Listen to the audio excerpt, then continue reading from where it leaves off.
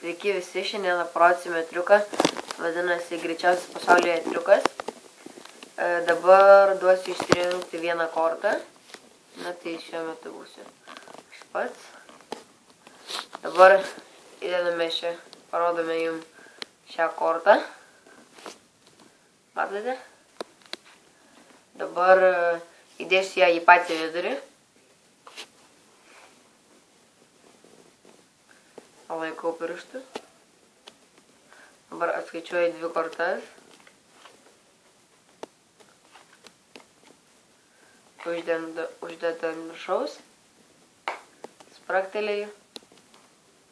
Ir visa kaladė apsivertė. Skyrus viena korta. Ir tai yra jūsų korta. Na kągi, tam triukas ir baigėsi. Paaiškinimas po 50 peržiūrų.